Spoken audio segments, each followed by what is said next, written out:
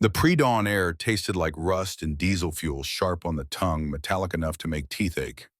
Arden Walsh moved through the abandoned rail yard like a shadow learning to exist without casting one, his worn sneakers crunching on gravel that hadn't seen maintenance crews in 3 years, or train workers in 5.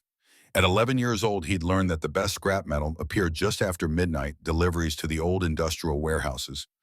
Copper wire that still held value despite oxidation aluminum siding that old man Chen would buy for $5 a pound without asking questions about provenance or why a kid was out alone when decent people were sleeping.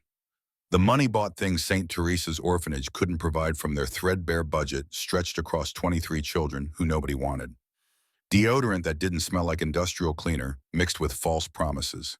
Sneakers without holes that let rain soak through to skin. Sometimes, if he saved enough from weeks of careful scavenging, a burger from the food truck on Fifth Street, where the owner had stopped asking why an 11-year-old conducted business transactions at hours when children should be home. February fog rolled thick between the rails, turning street lamps into fuzzy orange ghosts that provided atmosphere without useful illumination. Ardon preferred it this way, invisible, forgotten, just another piece of urban debris that adults trained themselves not to see. The story of his entire existence compressed into a survival strategy. He was checking behind a rusted cargo container, cataloging potential finds, with the practiced eye of someone who'd turned poverty into entrepreneurship when he heard something that didn't belong to the rail yard's usual nocturnal symphony. Not the settling of metal cooling after sun's departure. Not rats or possums conducting their own scavenging operations. Not wind through gaps in corrugated steel. This was something else. Muffled, desperate, undeniably human. Ardon froze his hand, still gripping the backpack strap, every instinct screaming the lesson that foster care and orphanage life had beaten into his bones. Curious kids ended up on missing person posters, and nobody looked very hard when it was just another throwaway child from the system. Nothing good happened in rail yards at 5:47 in the morning. He'd seen enough crime shows in St. Teresa's communal television room to understand that witnesses became problems, and problems got solved with violence that made adults look away and pretend they hadn't noticed anything unusual. But the sound came again. Frantic now, carrying the particular quality of someone drowning on dry land, fighting for air that wouldn't come. His feet moved before conscious thought authorized the decision, following the noise past mile marker 102, where the tracks curved toward the old freight route that hadn't carried legitimate cargo since the economic collapse had turned this section of Oakland into industrial graveyard. The fog parted with theatrical timing that felt scripted by some malevolent director, revealing a scene that made Ardon's heart stop mid-beat and restart with painful irregularity. A man lay spread-eagled across the railroad tracks, massive frame, probably 6'3", built like someone who wrestled problems into submission through pure physical dominance. Industrial-grade zip ties bound his wrists to one rail and his ankles to the other, positioning him for maximum efficiency of execution. Gray duct tape wrapped around his head, multiple times covering his mouth completely, turning screams into muffled sounds that wouldn't carry beyond the immediate area. His leather vest bore patches Ardon couldn't read clearly in the dim light, but he registered military precision in their arrangement. The man's eyes locked onto Ardon with intensity that transcended desperation, calculating in microseconds whether an 11-year-old boy represented salvation or merely the last witness to his death. Then Ardon heard the second sound that would define this moment forever. A train whistle, distant but unmistakable. Clear enough to judge distance, maybe 2 miles out, approaching fast on schedule, that cared nothing for human dramas unfolding on its predetermined path. Time crystallized into mathematics. Run to highway 15 minutes at full sprint. Find phone another 10 minutes, assuming someone would answer, believe him, care. Call 911, explain the situation to dispatcher, trained to filter prank calls from legitimate emergencies. Wait for response, police, fire, emergency services, mobilizing through bureaucracy that moved at institutional pace. The numbers added up to a conclusion that was simple and horrible. The man would be dead long before help arrived through official channels. The whistle sounded again. Closer now. Close enough that Ardon could hear the underlying rumble of diesel engines pulling freight cars loaded with cargo that had schedules and delivery windows and profit margins that wouldn't pause for human tragedy. Ardon dropped his backpack and ran forward, his hands already shaking so badly he could barely control fine motor functions. The man's eyes tracked his approach, no longer showing panic but pure assessment, weighing probabilities, calculating whether a child could accomplish what needed accomplishing in time measured by approaching thunder. I got something. The words emerged more for his own benefit than the man's talking himself through actions that defied every lesson about self-preservation. His fingers fumbled in his jacket pocket, searching for the box cutter he'd stolen from a construction site last month. He'd told himself it was for cutting wire for improving efficiency in his scrap metal operations. Now it might be the only thing standing between this stranger and death. The blade clicked out with sound that seemed impossibly loud. Small, rusty, barely sharp enough to cut cardboard without significant pressure. The zip ties binding the man to the tracks were industrial grade, thick as Ardon's pinky finger, designed to restrain cargo that weighed tons. His cheap stolen tools seemed laughably inadequate for the task. "This is going to take a minute. Don't move." The man went absolutely still, his breathing harsh through his nose, the only sound beyond approaching train. Ardon knelt beside his right wrist where plastic bit into flesh deep enough to draw blood that ran dark across the rail. He positioned the blade against the tie and began sawing with frantic desperation that made precision impossible. The plastic was tougher than any wire he'd ever cut, resisting the dull blade with engineering designed for exactly this kind of resistance. His palms were already sweating, despite cold air making grips slippery. The train whistle screamed again, no longer distant, close enough now that he could hear individual sounds. Wheels on rails, air brakes, the distinctive Doppler effect of massive object approaching at speed. "Come on, come on!" He muttered the words like prayer to gods he'd stopped believing in when his father died, and the system had proven itself indifferent to one more orphaned child. He put his whole body weight behind the blade, sawing with movements that sacrificed skin on his knuckles for additional pressure. The first tie snapped with sound, like gunshot.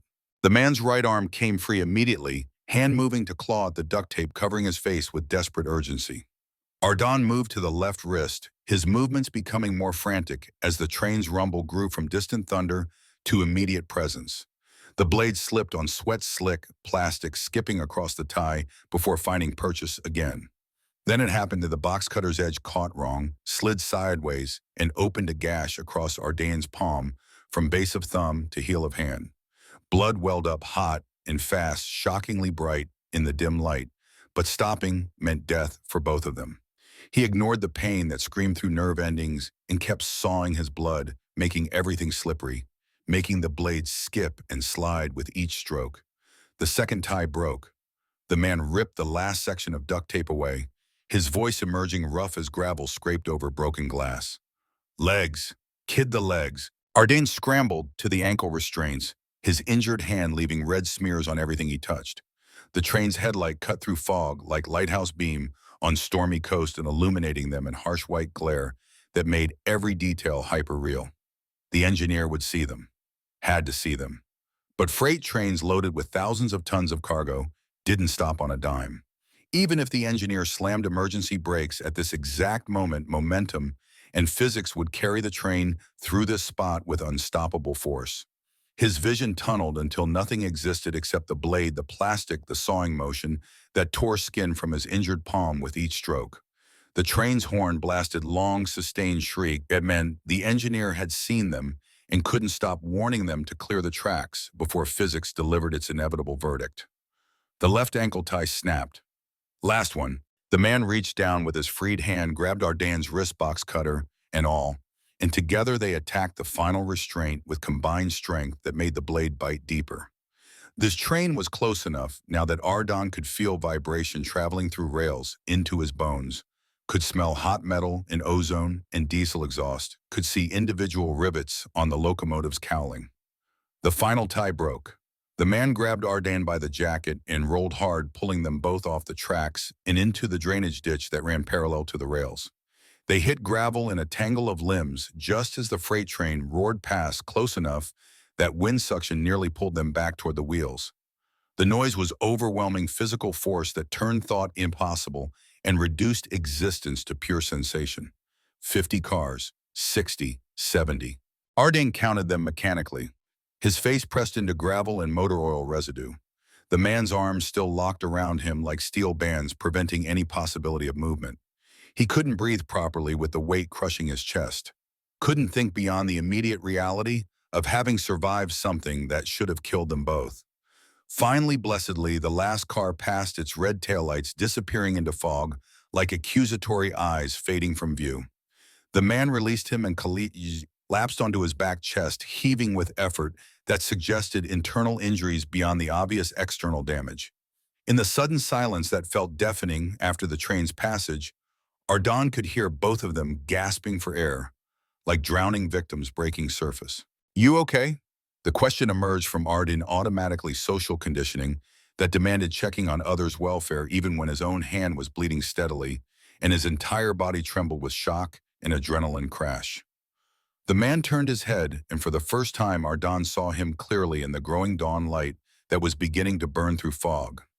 Late 30s, maybe touching 40, face scarred by life experiences that left permanent marks, thin, white line through left eyebrow, thicker scar along jawline that suggested knife rather than accident, 3-day beard that was more neglect than fashion. But it was his eyes that held Ardon's attention, eyes that had witnessed things that children shouldn't have to imagine, carrying weight of experiences that age the soul faster than the body. The patches on his leather vest resolved into legibility, now Free Wolves MC arching across broad shoulders, President positioned over the left chest. And beneath that, a name embroidered in thread that had faded from countless washes, but remained readable: Caleb Ironheart Vance, Kid. Caleb's voice was barely above whisper, rough with pain and exhaustion, and something that might have been wonder or might have been horror. "You just bought yourself a debt you don't understand." Then his eyes rolled back and he passed out, cold consciousness, departing with abruptness that suggested his body had been operating on pure survival instinct and had finally accepted that immediate danger had passed. Ardon knelt there in the drainage ditch, his bloody palm dripping onto gravel that was already stained with Caleb's blood from the zip tie wounds, staring at the unconscious biker president and realizing with awful clarity that his invisible life had just become very, very complicated. He'd saved someone's life, which should have been heroic and simple. Instead, it felt like he'd stepped into machinery whose gears and mechanisms he couldn't comprehend, and the only certainty was that nothing would ever be the same. He had exactly 4 seconds to panic before survival instinct overrode shock. Caleb wasn't dead. His chest still rose and fell with irregular rhythm that suggested broken ribs or worse, but he was dead weight and the sun was climbing toward horizon with relentless progression that would bring maintenance workers, dock supervisors, people who asked questions that Ardon couldn't answer without exposing himself to adult attention he'd spent years learning to avoid. He grabbed Caleb's vest and pulled with strength born from desperate necessity. Nothing happened. The man might as well have been constructed from concrete and rebar for all the movement Ardon's efforts produced. "Come on!" He hissed the words through clenched teeth, trying again with leverage that accomplished exactly nothing. His injured palm burned like someone had pressed hot iron to flesh blood, making his grip slippery and ineffective. "You can't just pass out on me now." Caleb's eyes fluttered open, unfocused and glassy with shock and pain. His mouth moved, forming words that came out slurred and disconnected. "Ambush. Scorpions set me up. I don't care who set you up." Ardon looked around, frantically cataloging the landscape for options that wouldn't involve officials or authorities or anyone who might notice an 11-year-old boy with an unconscious biker in a location where neither should exist. "We need to move now, right now." 50 yards east, past a cluster of burned-out cargo containers that had been casualties of some long-ago fire, stood an old maintenance shed. Ardon had explored it once during a previous scavenging run: rusty tools, empty oil drums, space barely adequate for 2 people, but hidden from main tracks and casual observation. Not ideal, but infinitely better than remaining exposed. "Can you walk?" He kept his voice low, urgent, the tone of someone who understood that volume attracted attention, that survival required avoiding.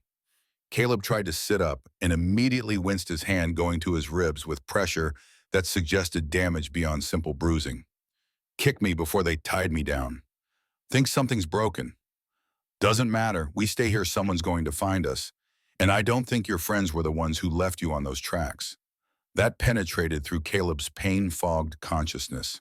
His eyes sharpened, focusing on Ardon with sudden intensity that suggested core intelligence remained functional despite physical damage. Smart kid. He grabbed Ardon's shoulder and hauled himself upright through sheer determination, biting back sounds that wanted to emerge as screams. Each movement sent visible jolts of agony through his frame, but he locked his jaw and kept moving because the alternative was unacceptable. They moved like wounded animals, Caleb leaning heavily on Ardon's shoulders, each step sending pain radiating through injuries that probably required hospital attention neither of them could afford to seek. Ardon's legs trembled under the weight threatening to buckle, but he gritted his teeth and kept putting one foot in front of the other because giving up meant exposure. And exposure meant questions, and questions meant social services and foster care, shuffling, and adult intervention in the carefully constructed, invisible life he'd built. Halfway to the shed, Caleb stumbled hard, nearly taking them both down in a tangle that would have been impossible to recover from.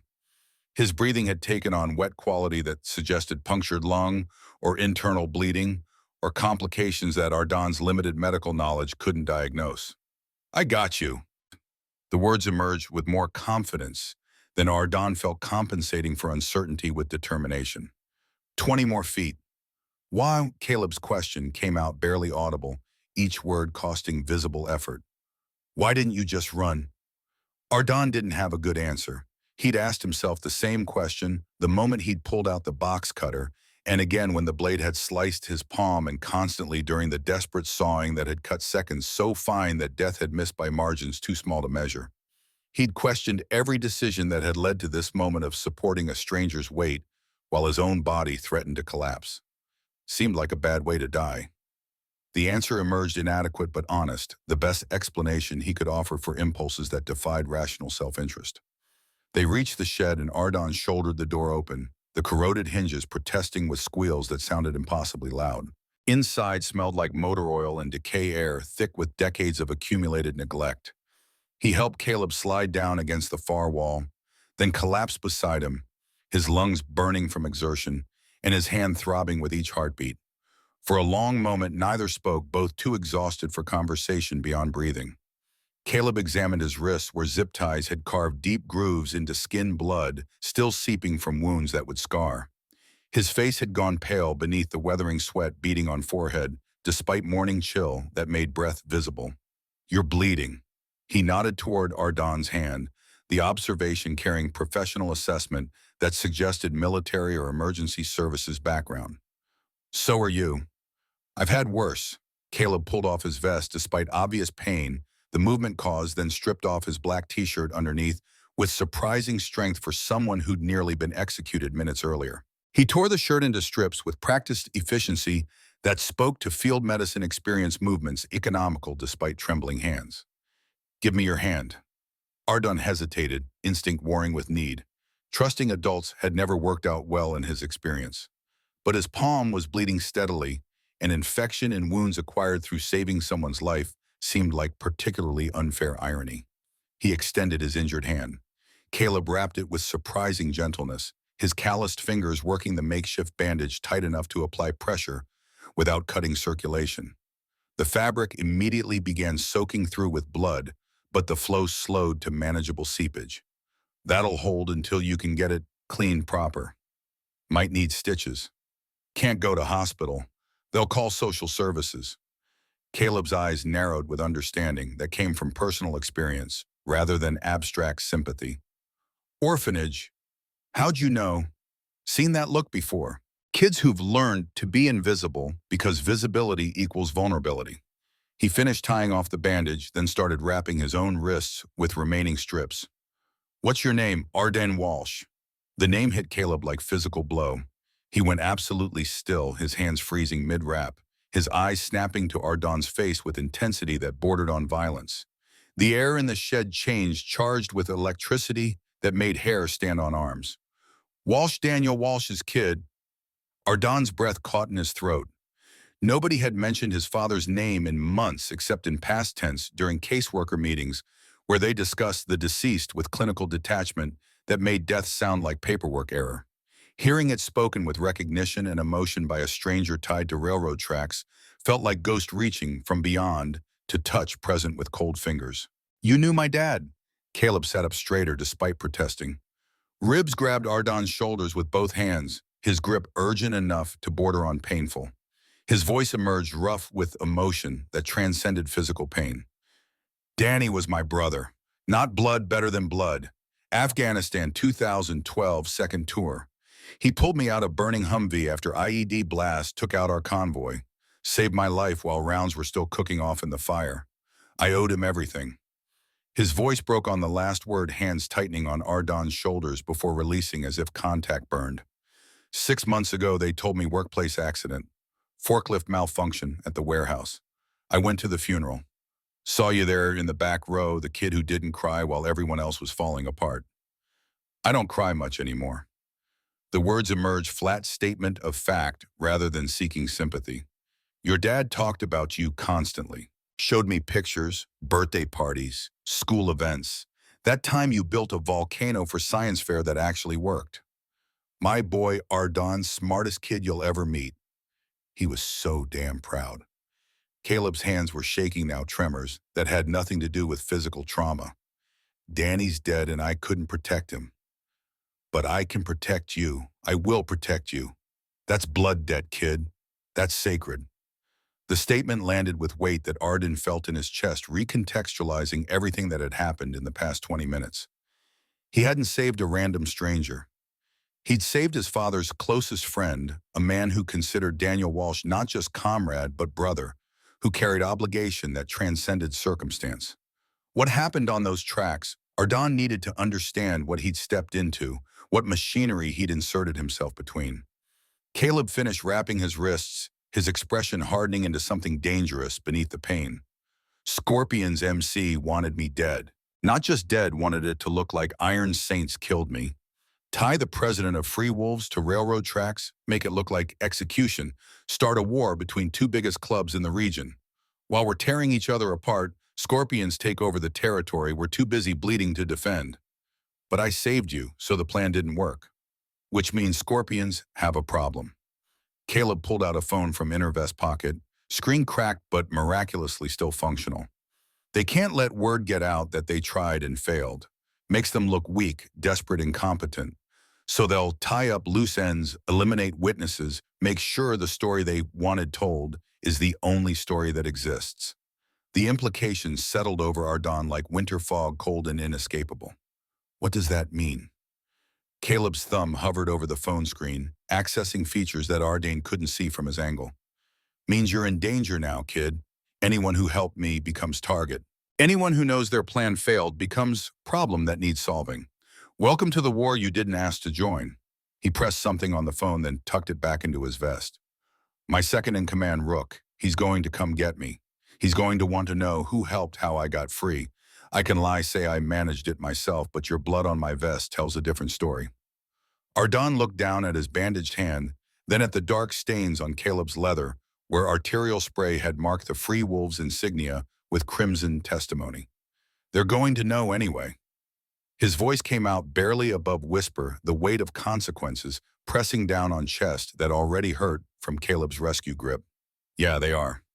23 minutes after Caleb activated the emergency beacon, Ardon heard them approaching. Not the theatrical roar of motorcycle engines he'd expected from movies and television portrayals. Just soft crunch of boots on gravel, rhythmic and precise, like soldiers on patrol who'd learned that survival sometimes required silence over intimidation. Caleb's hands shot out, gripping Ardon's wrist with pressure that communicated urgency without causing additional pain to his injured palm. "Stay behind me. Don't talk unless Rook asks you direct question." "Understand." Ardon nodded, his heart hammering against ribs hard enough to hurt, wondering if saving someone's life was supposed to feel this much like stepping into quicksand that pulled you deeper with each movement toward escape. The shed door didn't burst open dramatically. It simply swung inward on silent hinges that someone had oiled recently, revealing figure that moved like smoke given human form. Tall, lean, with silver threading through black hair that suggested age without diminishing the impression of dangerous competence. Eyes cataloged everything in single sweep: Caleb's condition, Ardon's presence, blood, evidence, tactical situation, processing information with speed that suggested military intelligence background. His leather vest bore patches identical to Caleb's, except for position VP, positioned where Caleb said president and name Rook, embroidered beneath the club insignia. Press. The single word carried volumes: relief assessment, acknowledgement of serious situation requiring immediate response. He knelt beside Caleb, his movements economical, checking vitals with practiced efficiency. His gaze flicked to Ardon for fraction of second, absorbing details before returning to his president. Scorpions staged ambush. Wanted it to look like Saints took me out, start gang war while they expand territory. Caleb coughed and Ardon saw blood fleck his lips, confirmation that internal injuries were worse than external evidence suggested. Ribs are broken, maybe punctured something. Been worse. Rook's jaw tightened fractionally, the only external sign of concern or anger that his controlled demeanor permitted. He pulled radio from his belt, voice dropping to professional monotone. Medic to position 3, press is mobile but injured. Priority extraction. Then his attention shifted fully to Ardon, gray eyes meeting his with intensity that felt like being examined under microscope. Not hostile exactly, but absolutely thorough, weighing and measuring and calculating value and risk in real-time assessment. You got a name? Ardon Walsh. The response was immediate and visceral. Rook went absolutely still for heartbeat that stretched longer than physically possible. Then something shifted in his expression: recognition, pain, respect, coalescing into reaction that transcended professional distance. Daniel Walsh's kid. His voice had changed, warmth bleeding through the professional coldness. Danny's boy. You knew him too. Everyone knew Danny. Hell of a man. Saved half our asses at one point or another. Rook's mouth tightened into line that might have been smile or grimace. He saved Caleb's life in Afghanistan. Now you saved Caleb's life here. Walsh family has a habit of pulling Ironheart out of situations that should have killed him.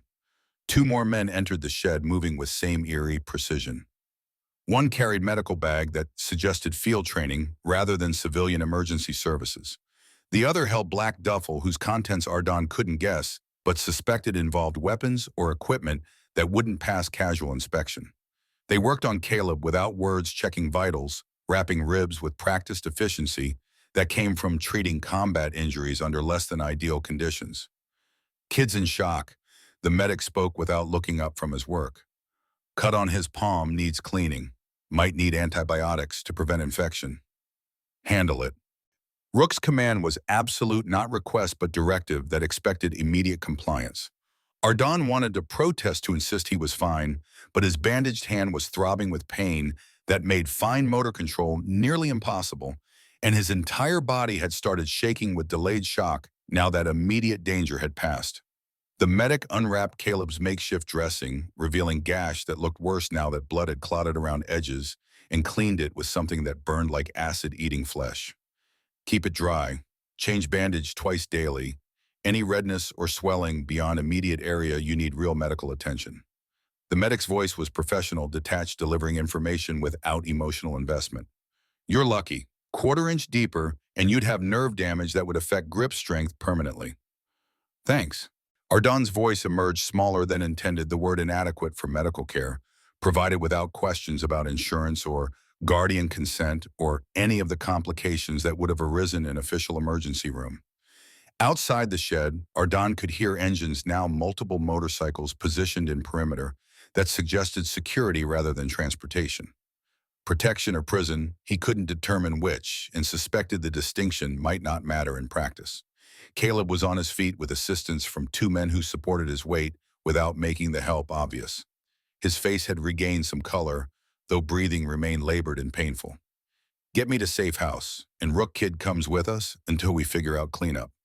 Press he's civilian, minor. Child Protective Services will have questions if he disappears. He's Daniel Walsh's son, and he can identify Scorpion tactics and execution methods. He stays under protection until we know he's safe from retaliation. Rook's expression showed he didn't like the decision, but his voice remained neutral when he responded, your call. They moved as Unit Caleb positioned in center, surrounded by his men, with Ardon tucked between Rook and the medic. When they emerged from the shed, Dawn had fully broken painting the rail yard in shades of orange and gold that made industrial decay look almost beautiful. 6 motorcycles formed circle around them, riders standing silent with their helmets on, and engines idling low. Their vests were covered with plain black jackets, hiding club insignia from casual observation. Smart Ardon thought. Don't advertise. Rook swung onto his bike with fluid motion that made mounting look effortless, then looked at Ardon with expression that suggested he was making calculations about risk versus necessity. You ever ride? No. Today you learn. Get on behind me, arms around my waist, feet on the pegs. Lean when I lean, fall off, and you are on your own. Ardon climbed on with less grace, his legs barely reaching the foot pegs, his injured hand making grip awkward. The seat vibrated beneath him with power that traveled through his body like electric current, mechanical heartbeat that promised speed and danger in equal measure. When Rook twisted the throttle, Ardon's stomach dropped into his feet. They moved in formation, 2 bikes ahead, clearing path, 2 behind, covering retreat. Caleb's transport secured in middle.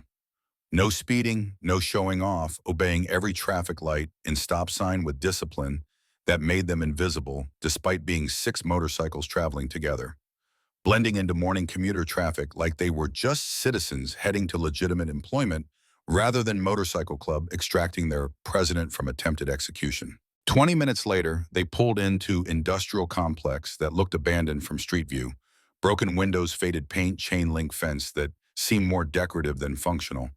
But when lead bikes punched code into gate, it opened smoothly on well-maintained hinges, and they rolled into courtyard that revealed the facade was exactly that. Inside, the warehouse had been converted into something between clubhouse and fortress. Security cameras covered every angle, reinforced doors with electronic locks. Men and women moving with purpose that suggested organization rather than chaos. Caleb was immediately taken to back room for treatment that would involve more than field medicine could provide. Rook dismounted and turned to Ardon, reaching into his vest to pull out small, leather patch no bigger than playing card embroidered with Free Wolves emblem in thread that had been chosen for durability rather than aesthetics. You don't wear this. He pressed it into Ardon's good hand with pressure that communicated significance. You keep it hidden safe somewhere, nobody else will find it. But if you ever need help, real help, the kind that matters when everything else has failed, you show this to any wolf you find anywhere in the country. They'll know you're owed blood debt. They'll know you saved their president's life. They'll respond accordingly. Ardon stared at the patch, feeling its weight despite dimensions that made it nearly weightless. I didn't want him to die. Most people would have run. Self-preservation is powerful instinct, especially for kids who've learned that survival requires staying invisible. Rook's expression softened, fractionally revealing human beneath professional distance. You didn't run. You cut your own hand open trying to save a stranger. That means something. That means everything in the world we operate in. He pulled out phone-checking messages that had accumulated during extraction. We're going to take you back to wherever you came from. But kid, watch your back. Scorpions are sloppy, but they're not stupid. If they find out about you, if they connect you to Caleb's survival, they'll come looking. Not because they're evil, because they're scared. And scared people make desperate decisions. Ardon made it back to St. Teresa's orphanage by 8:47, slipping through kitchen entrance while staff served breakfast in the dining hall. His hands were still shaking, despite the 20-minute ride back to familiar territory. Rook had dropped him 3 blocks away, watching from distance until Ardon reached the building, then disappearing into traffic without words or gestures, just silent acknowledgement that protection had been provided as promised. Inside, the cafeteria buzzed with usual morning chaos. 23 kids between ages 6 and 17 arguing over cereal boxes and fighting for television remote that controlled their limited entertainment options. Ardon grabbed Trey and sat in his corner spot, the one he'd claimed through 2 years of careful territorial negotiation, trying to blend into wallpaper and become invisible again after hours of being painfully, dangerously visible. Where were you? Marcus slid into seat across from him without invitation, his linebacker build making the plastic chair look undersized. At 13, Marcus was older, bigger, and had developed nose for trouble that made him dangerous to be around. Couldn't sleep. Went every box, fam. At 5 in the morning. Marcus's eyes dropped to Ardon's bandaged hand, suspicion crystallizing into certainty that something significant had occurred. What happened to your hand? Slipped on some metal in the yard. Cut my palm. It's fine. Let me see. It's fine, Marcus. I said it's fine. Ardon's voice came out sharper than intended, drawing attention from nearby tables that he absolutely didn't want. He took breath, forcing control. Sorry, I'm just tired. New bandage, clean cut, healing normally. Nothing to worry about. Marcus raised his hands in surrender gesture, but his suspicious gaze lingered, suggesting this conversation would continue later, when fewer witnesses were present. At 9:15, Mrs. Patricia Chen entered the cafeteria and turned up television volume without asking permission. Everyone quiet down. Morning news is important. The kids groaned in collective protest, but complied, voices dropping to sullen mutters as local news anchor appeared on screen. Her expression carried gravitas reserved for serious stories, the kind that adults discussed in hushed tones while children pretended not to understand implications. Breaking news this morning from Oakland. Police are investigating what appears to be violent confrontation between rival motorcycle clubs in the industrial district near the old Carpenter rail yard. Evidence suggests attempted murder was thwarted, though details remain scarce, and law enforcement is not releasing specifics pending investigation. Ardane's blood went cold in his veins, temperature dropping so fast he felt dizzy. The screen cut to aerial footage shot from news helicopter, showing the rail yard from above. Yellow police tape cordoning off area near mile marker 102. Crime scene investigators photographing tracks where Caleb had been restrained. Close-up shots of cut zip ties and blood on rails, making everything horrifyingly real in public. Authorities found evidence of restraints and blood at scene. The anchor's voice continued with professional detachment. But no victim and no witnesses have come forward to provide statements. Police are treating this as gang-related violence and warn residents to avoid the area until investigation concludes. Mrs. Chen shook her head with disgust that came from years of dealing with city problems. Bikers, nothing but criminals and thugs. Thank God none of you children were anywhere near that area. Several kids nodded agreement, accepting adult interpretation without question. Ardon kept his expression neutral despite internal panic, but his mind raced through implications. The news showed everything: tracks, blood, zip ties, exact location. If Scorpions were watching, they now knew their plan had failed spectacularly and publicly. They knew someone had interfered, had cut Caleb free, had prevented execution that should have triggered gang war. Police believe this may be connected to ongoing territorial disputes between Iron Saints MC and unknown rival organization. The anchor continued reading from teleprompter. Anyone with information is urged to contact authorities immediately. A reward is being offered for details leading to arrests. Mrs. Chen switched off television with finality. Enough of that. You all have chores before school starts. Let's maintain our routine and be grateful we're safe here. The cafeteria emptied in the usual stampede of kids trying to avoid dish duty. Ardon remained seated, staring at his bandaged hand, the free wolf's patch burning in his pocket, like coal still holding heat from fire. The entire situation had become exponentially more dangerous in seconds of news coverage that made private violence into public spectacle. That evening, after dinner had been eaten and homework had been completed and younger kids had been put to bed, Ardon's phone buzzed with text from unknown number. His first instinct was to ignore it, but something made him check, despite knowing that curiosity had already gotten him into more trouble than he could handle. The message was simple: stay alert, stay safe, the wolves remember. He stared at those 5 words for a full minute, parsing meaning and implication. Then he deleted the message, cleared his phone's history, and hid the free wolf's patch deeper under his mattress, between box spring and frame where casual inspection wouldn't reveal it. Outside his window, he heard engine sound that didn't match usual neighborhood traffic. Moving to look without making movement obvious, he saw a black sedan with tinted windows rolling past Orphanage. Slowly, driver barely maintaining legal speed limit. The vehicle circled the block once, twice, 3 times, then disappeared into evening traffic. But Ardon knew with certainty, born from survival instinct, that whoever was driving had been cataloging details, building layout, security measures, entry points, vulnerabilities. The Scorpions were hunting him. They just hadn't figured out who they were hunting yet. 2 days passed in tension that made sleep impossible and eating difficult.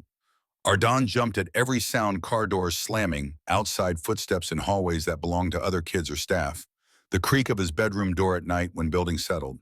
He barely slept, and when he did, dreams filled with train whistles and zip ties cutting into flesh, and Caleb's voice saying, "You bought yourself a debt you don't understand." Marcus noticed because Marcus noticed at everything. "You've been acting weird since that morning you went for walk." "What aren't you telling me?" "I'm fine." "You're not fine. You look like you haven't slept in a week. You jump every time someone walks past. What happened?" Ardon wanted to tell someone needed to share burden that was crushing him, but words stuck in throat. How could he explain what had happened without sounding insane, without putting Marcus in danger, without exposing himself to questions that would inevitably lead to adult intervention and system involvement that would destroy the fragile independence he'd built? Just stress, new school year assignments piling up. "I'm handling it." Marcus's expression said he didn't believe that explanation for a second, but he backed off without pushing further. Then on Thursday afternoon at 2:34, everything changed again. Mrs. Chen called Ardon into her office with an expression that mixed concern and something that looked uncomfortably like guilt. "Ardon, I need you to pack your belongings. You're being transferred to Hamilton House, the city shelter downtown. It's temporary arrangement until we can address some security issues here at St. Teresa's." Arden's heart restarted with painful irregularity. "Why me? Why not all of us, Mrs.?" Chen's expression confirmed his worst suspicions. "The caseworker flagged you specifically in her report. She noted signs of stress, difficulty, sleeping, anxiety indicators. They think change of environment might help with whatever you're struggling with. And honestly, with recent security concerns, Hamilton House has better protective measures: guards, cameras, comprehensive monitoring systems." Translation: someone had pressured the system, had made anonymous calls suggesting safety concerns, had manipulated bureaucracy to isolate specific target. The Scorpions were moving pieces on board that Ardon couldn't fully see, positioning him exactly where they wanted him. "When do I leave?" "Within the hour. Social worker is en route to escort you." Mrs. Chen's voice carried apologetic edge. "I know this is disruptive, but sometimes the system makes decisions we don't fully understand or agree with. We have to trust they're acting in everyone's best interest." Ardon climbed stairs to shared bedroom, feeling like he was walking to execution, each step heavier than the last. He pulled his battered duffel bag from under bed and started packing 3 shirts, 2 pairs of jeans, underwear, socks, everything he owned, fitting easily into one bag, because poverty meant traveling light. He found Free Wolf's patch hidden under mattress and stared at it for a long moment. Taking it was dangerous, leaving evidence that connected him to the club. Leaving it was worse, abandoning only protection he had. He wrapped it carefully in spare shirt and tucked it into bottom of bag. Marcus appeared in the doorway. "You're really leaving?" "Not my choice. Because of the fence thing." Marcus's voice carried confusion that Ardon couldn't address without revealing too much. "I guess. Fresh start, new environment. Maybe it'll be good." "Ardon, if you're in trouble..." "Drop it, Marcus." The words came out harder than intended, sharp enough to cut. "Please, just drop it." Social worker Ms. Lisa Reeves arrived at 3:17, looking tired in ways that went beyond simple fatigue. She loaded Ardon into white sedan, checked clipboard, and drove toward downtown without conversation or explanation. Hamilton House was in Warehouse District, 20 minutes from St. Teresa's, surrounded by industrial buildings that looked abandoned even during business hours. "Safer," Mrs. Chen had said. Arden wasn't convinced. Hamilton House loomed 3 stories tall against Oakland's industrial skyline, converted warehouse wearing chain-link fence, and security cameras like defensive armor against urban decay. Ms. Reeves buzzed them through the gate without ceremony, signed paperwork at reception desk, staffed by guard who looked simultaneously bored and exhausted, then departed without goodbye or reassurance. The message was clear: Ardon was cargo being delivered, not person requiring care. Counselor Julian Park appeared moments later, 42, methodical, carrying clipboard, like shield against emotional involvement. "Ardon Walsh, welcome to Hamilton House. I'll show you to your assigned room. Explain a house rules, answer basic questions. Dinner is served at 6, lights out at 9. We maintain structure here because structure creates stability." They climbed stairs to 4th floor, footsteps echoing in stairwell that smelled like industrial cleaner and institutional resignation. The room was sterile in ways that St. Teresa's communal care had never been. 3 beds, with identical navy comforters, 3 metal lockers, 1 window barred from outside that transformed view into cage perspective. Clean but cold, functional without comfort, a space designed for warehousing humans rather than housing children. You'll be sharing with Devin and Derek Wilson, twins your age, fairly quiet, bathroom down the hall, shared with 6 other residents. Keep your belongings in your locker, combination lock required. Questions? No, sir. Good. Try to settle in. Adjustment takes time, but most residents adapt within a week. Park's voice carried practiced sympathy that had been deployed countless times for countless kids who'd learned that adults' reassurances meant nothing when system machinery ground forward, regardless of individual experience. Arden unpacked his duffel with mechanical efficiency, placing clothes in locker, hiding Freewill's patch at the bottom, beneath spare socks where casual inspection wouldn't reveal it. His bandaged hand ached with each movement, healing cut, sending reminder that heroism came with price measured in pain and complication. His roommates arrived an hour later, Devin and Derek Wilson, identical twins, who moved with synchronized precision that suggested years of being treated as unit rather than individuals. They acknowledged Ardon with brief nods before plugging in headphones and retreating into separate worlds where new roommate didn't require acknowledgement or interaction. Fine by Ardon. He didn't want friends, didn't want witnesses, just wanted to survive whatever was coming. At 6:15 that evening, his phone buzzed with text from number that wasn't saved in contacts, but he recognized from message cadence.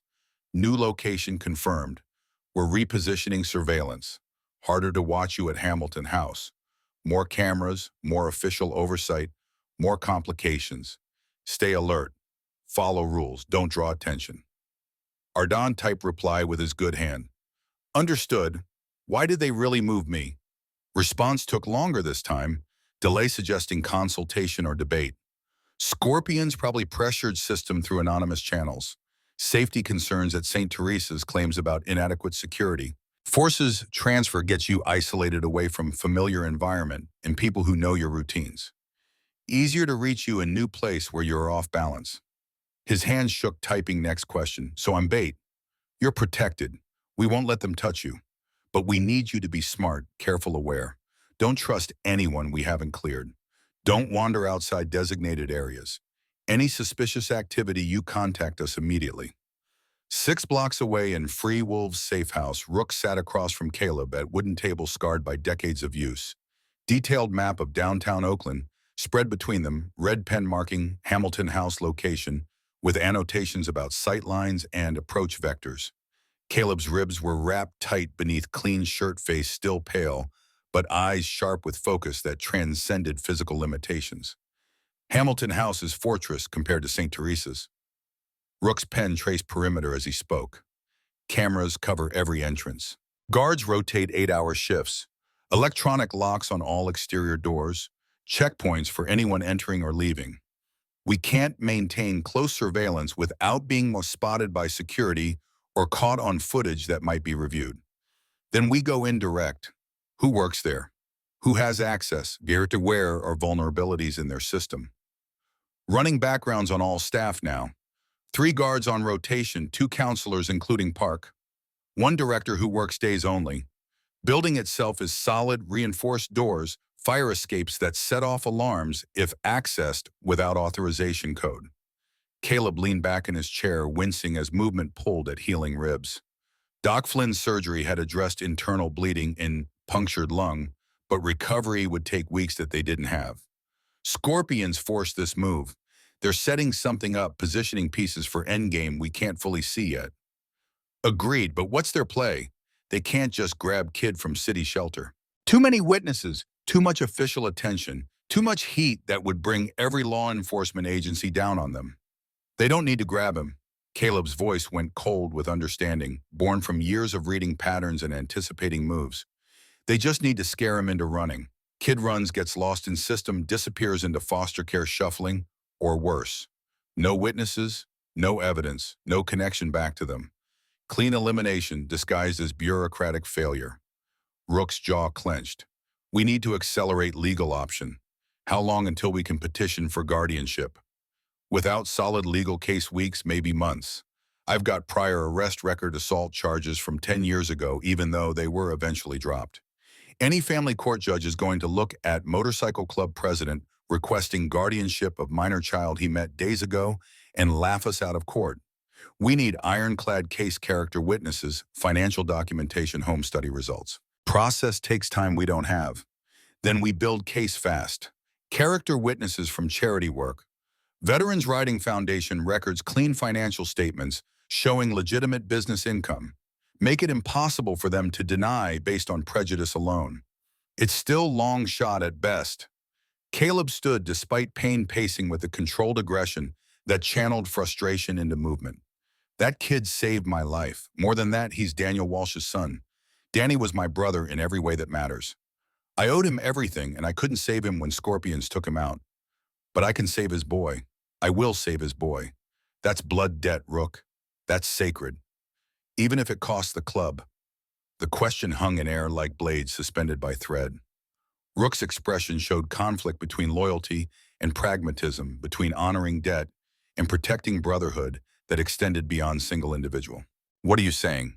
Rook met his president's eyes without flinching. I'm saying what VP is supposed to say. Voice of reason when passion threatens judgment. Danny was my brother too. I love that man, would have died for him. But he's dead press. We can't bring him back by dying for his son. His voice hardened.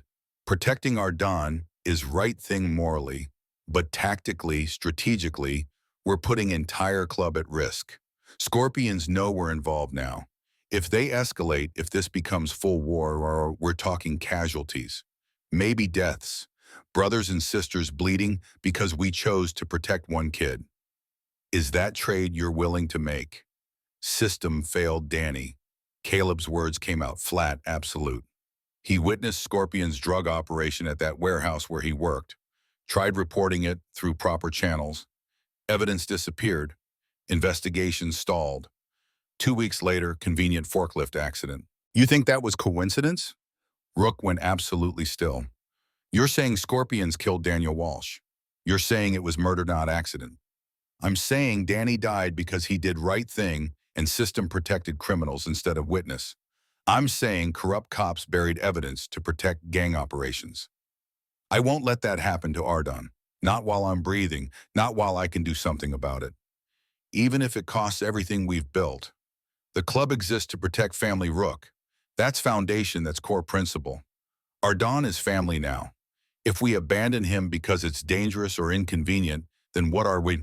What does Free Wolf stand for if not protecting people who need protection? Silence stretched between them, years of partnership tested by question that had no easy answer. Finally, Rook nodded slowly. Then we do this smart. No half measures, no mistakes. We document everything, build legal casework through system as much as possible. But we also prepare for war. Because if Scorpions move first, we respond with overwhelming force. Miles appeared in doorway, laptop under arm expression, carrying news that neither good nor simple. Got something on those background checks, something big. He set laptop on table, pulling up phone records and database searches that skirted legal boundaries. Detective James Morrison, Oakland PD. 15 years on force. Solid record, multiple commendations, fast track for promotion. But look at his personal calls over past 6 months. The screen showed highlighted numbers. Regular contact with Garrett Morrison, president of Scorpions MC. Same last name isn't coincidence. They're brothers. James is 43, Garrett is 40. Family business runs deep. Detective protects his brother's criminal operations, uses police resources to obstruct investigations, buries evidence that would expose Scorpions. Caleb's hands curled into fists. That's why evidence disappeared in Danny's case. That's why forklift accident was ruled accidental despite suspicious circumstances. Morrison used his badge to cover murder. Gets worse. Miles pulled up more records. Morrison's been in contact with Child Protective Services, making inquiries about Ardan Walsh. Anonymous tips about safety concerns at St. Teresa's. Pressure to transfer him to different facility. He orchestrated the move to Hamilton House, isolated Ardon, where he's vulnerable. We're not fighting just a gang. Rook's voice carried grim understanding. We're fighting corrupt cop with police resources and authority. He can obstruct our legal efforts, delay guardianship petitions, use his position to keep Ardon in system where scorpions can reach him. Caleb stared at phone records showing corruption rendered visible through data. Then we expose him. Build case so airtight that internal affairs has no choice but to investigate. Make his corruption public undeniable, impossible to ignore. At 2:17 in the morning, Ardon was awake because he was always awake lately, staring at ceiling and counting water stains, while Devin and Derek's synchronized breathing provided rhythm to sleepless hours. His injured hand throbbed with each heartbeat, healing cut, reminding him that consequences lasted long after heroic moments ended. Then the world turned orange and thunder shook foundations. The explosion originated from mechanical room in basement crude pipe bomb packed with nails and ball bearings designed for maximum chaos rather than maximum casualties. The blast tore through first floor, triggering every fire alarm in the building simultaneously. Sound was overwhelming physical assault that made thought impossible and reduced existence to pure panic. Ardon rolled out of bed before conscious decision registered muscle memory from fire drills overriding shock. Devin and Derek jolted awake, disoriented, their synchronized movements disrupted by confusion and fear. Fire! Derek's voice cracked on the word, pitched high with terror that was contagious. We have to go now. Ardon grabbed shoes, shoving feet in without tying laces, then reached for his duffel bag with instinct, born from years of learning that possessions could disappear in system shuffling. But Devin was already at door, yanking it open, and smoke poured into room thick and black, making breathing difficult and visibility nearly zero. Leave everything, Mr. Park's voice echoed from somewhere in chaos, barely audible over alarms. Everyone to fire exits immediately, no delays. Kids poured into hallway 23 total, ranging from age 6 to 16, coughing and stumbling through smoke that burned lungs and eyes. Younger ones were crying, frozen with fear that made movement impossible. Arden saw a small girl, maybe 7 years old, crouched against wall, with hands clamped over ears, screaming with mouth wide but sound lost in alarm cacophony. He grabbed her hand without thinking. Come on, we have to move now. I'm scared. Her fingers gripped his with desperate strength. Me too, but we go together, okay? You stay with me. He pulled her toward emergency exit, but main stairwell was already engulfed in smoke, dense enough to make navigation impossible. Mr. Park redirected the flow with voice trained for crisis management. Secondary exit east side. Everyone move.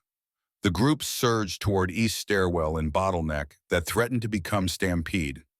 Ardon kept hold of girl's hand, using his body to shield her from crush of bodies, pressing forward with survival instinct that overrode consideration. Behind him, he heard Park doing rapid head count, voice cracking with stress that professional training couldn't fully suppress. They reached ground floor, where lobby had transformed into nightmare landscape, fire spreading from basement smoke, reducing visibility to feet rather than yards, shattered glass from blown-out windows creating additional hazards. Security guard was frantically unlocking front gates, hands shaking so badly he dropped keys twice before managing to get gate open. Outside, everyone outside now. Kids spilled into parking lot like water escaping dam, coughing and crying, and desperate for air that didn't burn. Ardon made sure the small girl reached counselor before turning back to assess building. Flames licked from basement windows with orange hunger, but upper floors where they had been sleeping appeared structurally intact. Smoke damage probably, but not total destruction. This wasn't accident designed to kill. This was message designed to terrify. Is everyone out? Park was shouting, doing visual count that kept coming up wrong. Sound off by floor. Counselors attempted rapid head count despite chaos. Wait, Wilson twins, fourth floor. Where are Devin and Derek? Ardon's blood went cold with realization that carried guilt and responsibility in equal measure. They were right behind me coming down the stairs. I saw them go towards South Corridor. Another kid's voice shaking. They said South exit was faster, that everyone else was being slow. Mr. Park's face drained of color in firelight. South exit is blocked. Renovation work last week. We chained it off for safety until repairs are complete. He was already running back toward building before finishing sentence. Ardon didn't calculate risk versus reward, didn't consider that he'd already saved enough lives to satisfy cosmic balance. His body simply moved on instinct that transcended self-preservation, following Park through smoke-filled entrance back into building that might collapse around them. Fourth floor south corridor. Smoke was thicker here, toxic enough that breathing required filtering through shirt pulled over nose and mouth. Heat was building, suggesting fire was spreading faster than initial assessment had indicated. Ardon pushed forward through visibility, reduced to arm's length, calling names into chaos. Devin, Derek, where are you? Here, Devin's voice weak and desperate. We can't get out, door won't open. Ardon found them both pounding on emergency exit door that should have opened immediately, but instead remained stubbornly closed. Getting closer, he saw the problem chain wrapped through door handles and padlocked from outside. Security violation, bureaucratic oversight, someone's mistake that had become death sentence for two 11-year-old boys. Park caught up, wheezing smoke inhalation affecting him worse than younger lungs could handle. Get back. Both of you get back now.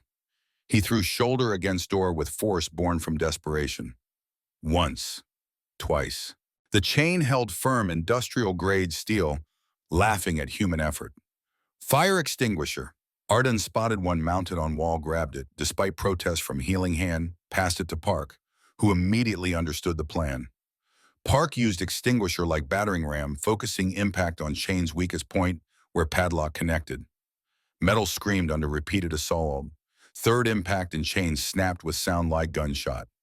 Door flew open and fresh air rushed in with force that suggested pressure differential had been building. The four of them stumbled onto fire escape, gasping and coughing, with lungs that felt seared from inside. Sirens wailed in distance, growing closer. Fire trucks, police ambulances, responding to emergency calls from neighbors awakened by explosion and alarm bells. They descended metal stairs with feet clanging on steel that vibrated under their weight. Ground level brought EMTs rushing forward with oxygen masks and thermal blankets in medical assessment that happened faster than Ardon could track. He collapsed on pavement with lungs burning and vision swimming with spots that suggested oxygen deprivation. Someone wrapped blanket around his shoulders. Someone else pressed oxygen mask to his face with instruction to breathe slowly and deeply. Through chaos, he watched building flames now visible on multiple floors, firefighters attacking blaze with high-pressure hoses that seemed inadequate against conflagration. Hamilton House wouldn't be habitable for months, maybe years. Police officer knelt beside him with notepad and expression, mixing concern with professional suspicion. Son, can you tell me what happened? Did you see anyone before the explosion? Hear anything unusual? Ardon shook his head, but his mind was racing through implications. He had been awake, had been listening to silence punctuated by Devin and Derek's breathing. Around 2:10, he'd heard footsteps in hallway, quick, purposeful, wrong for late night when everyone should be sleeping. Then stairwell door closing with soft click of someone trying to be quiet. Someone had been in building right before explosion. Someone who didn't belong. Did you see anyone? The officer pressed. Any details you remember could be important for investigation. No, sir. Just woke up to explosion and alarms.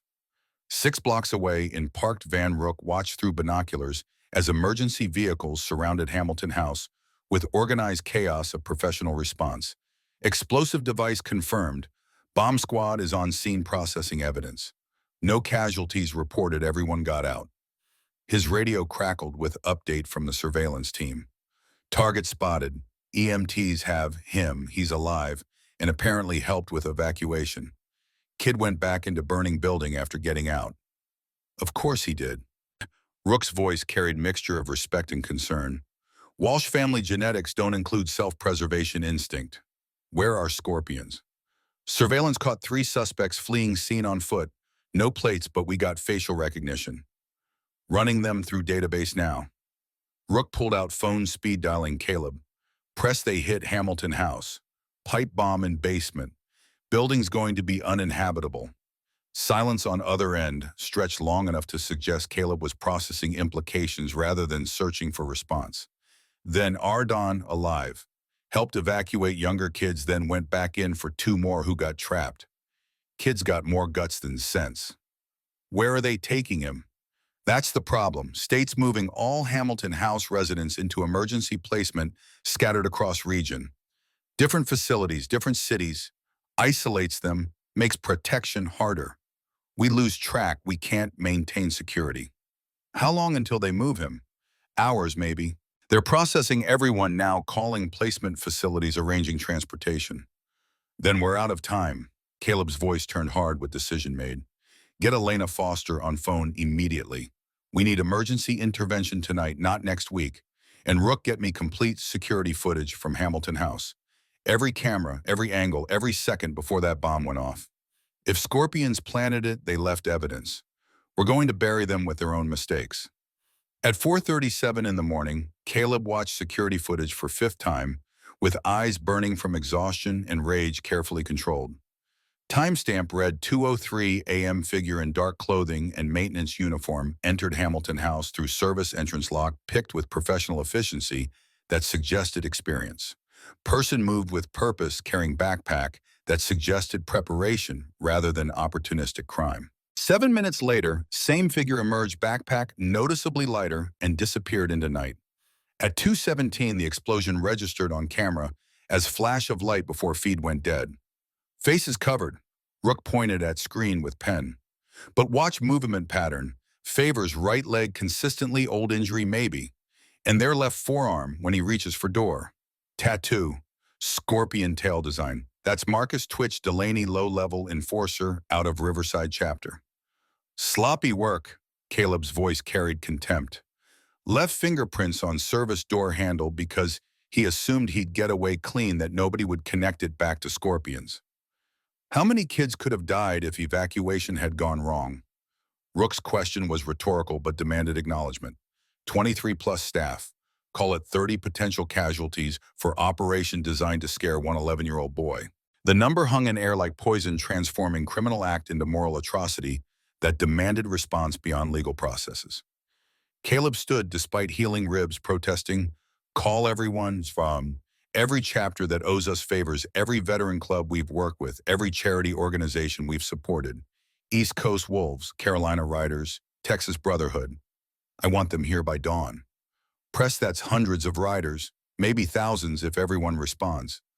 I want thousands.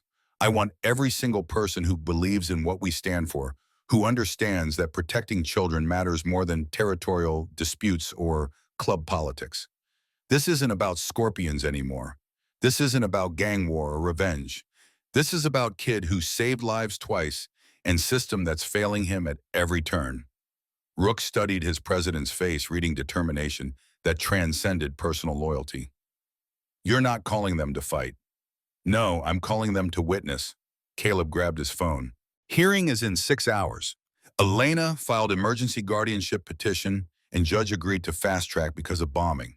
But she warned me judges don't like bikers. They look for any excuse to deny custody to motorcycle club members. Every prejudice, every stereotype, every assumption works against us. So we show them we're not what they think we are. Exactly. We show them free wolves are fathers, mothers, veterans, teachers, nurses, regular people who serve communities and protect vulnerable. We show them Ardon didn't just save one biker. He saved someone who has family brotherhood people who will stand witness to his courage. Over next 3 hours, phones rang across 14 states in network built through decades of mutual support and shared values. In Virginia, chapter president woke members at 5 a.m. with simple message: press needs us, court hearing in Oakland, 6 hours, bring dress vests and clean bikes. In North Carolina, veteran rider told his wife while pulling on leather, kid who saved Ironheart is in trouble. Systems trying to shuffle him into foster care where he'll be vulnerable. We're riding to show judge that kid matters. In Texas, 3 charity riding clubs mobilized their entire membership. This is what we stand for, protecting kids who have no one else. Everyone who can ride, we're going to Oakland. Message spread like wildfire through encrypted channels, through phone trees, built over years through old-fashioned word of mouth that proved more reliable than digital communication. Not call to war, call to stand witness, call to show that one child's courage had moved entire brotherhood to action. By 7 a.m., first riders arrived at Free Wolves Clubhouse. By 8 a.m., parking lot was completely full. By 9 a.m., they'd spilled into surrounding streets, row after row of motorcycles riders in leather vests displaying club patches and military medals and charity organization emblems. Old men with white beards and purple hearts pinned to vests. Young women with nursing scrubs visible under jackets. Couples who'd ridden together for 30 years. Fathers with photos of their own children tucked in pockets. Single mothers who understood system failure firsthand. No one revved engines unnecessarily. No one shouted or drank or engaged in behavior that would validate prejudices. They simply stood unified in purpose, waiting for signal that would transform individual riders into collective statement. Caleb emerged from clubhouse at 9:30, showered and dressed in clean jeans, pressed white shirt, leather vest with patches facing forward, showing President and Free Wolves MC and military service ribbons from 2 tours in Afghanistan. Murmur went through crowd as he appeared, then silence fell with weight of expectation. Most of you don't know the full story. His voice carried across assembly without microphone-trained projection from military service. 4 days ago, 11-year-old kid named Ardon Walsh found me zip-tied to railroad tracks. Train was coming. He could have run, should have run. Instead, he cut me free with box cutter bled from his own hand, saved my life with seconds to spare. He held up bandaged wrists. These are from zip ties that held me. But Ardon's hands looked worse, cut open, bleeding, because he didn't hesitate when he saw someone who needed help. Voice hardened. Men who tried to kill me went after him. Bombed shelter last night with 23 kids inside. Ardon didn't run then either. Went back into burning building. Saved 2 boys who would have died trapped behind chain door. Crowd stirred with anger and respect mixing into emotion that demanded outlet. Caleb let silence build before continuing. In 2 hours, there's court hearing. State wants to scatter those kids across facilities where we can't protect them. I've petitioned for emergency guardianship of Ardon because he's not just random kid. He's son of Daniel Walsh, my brother from Afghanistan, who saved my life before his son saved it again. Blood debt runs deep. He paused, letting weight settle. Judge will see motorcycle club president asking for custody, and she'll have every prejudice you can imagine. Every stereotype about bikers being criminals and thugs and unfit guardians. She won't see what we know, that family isn't always blood, that protection matters more than paperwork, that courage like Ardon showed deserves to be honored, not shuffled into system that's already failed him. Voice drop becoming intimate despite crowd size. I'm not asking you to fight. I'm asking you to show them who we really are. Show that judge that Ardon didn't just save one man. He saved someone with family, with community, with people who believe protecting children is sacred responsibility. Let them see us. Let them count us. Let them understand what brotherhood means. He paused. Anyone wants to leave no judgment, but anyone wants to show that kid his courage matters, that we stand for something beyond territory and patches. I'm asking you to ride with me to courthouse. Silent, respectful, disciplined. Show them what we really are. For a moment, no one moved. Then veteran in front row, gray-haired, missing left arm below elbow, purple heart visible on vest, raised his right fist, for the kid. Another voice echoed, for the kid. Then another spreading through crowd like wave, for the kid. Until 2,000 voices spoke as one unified statement that transcended individual clubs and became something larger, for the kid. Caleb nodded throat tight. Then let's ride. Engines started together in rolling thunder that shook windows and rattled ground beneath. They rolled out in formation, following Caleb toward courthouse, river of steel and leather, and purpose flowing through Oakland streets towards system that was about to see exactly what brotherhood meant when pushed to stand witness for child who'd saved one of their own. Ardon arrived at the courthouse at 10:47 in white state van that smelled like disinfectant and institutional failure, flanked by 2 social workers, whose names he hadn't bothered learning, and family services attorney he'd never met before this morning. Ms. Reeves sat beside him, maintaining professional distance that made conversation impossible, even if he'd wanted to talk, which he absolutely didn't. The judge will ask you questions, Ardon. Answer honestly. Speak clearly. Don't let nervousness make you shut down. This process exists to protect you.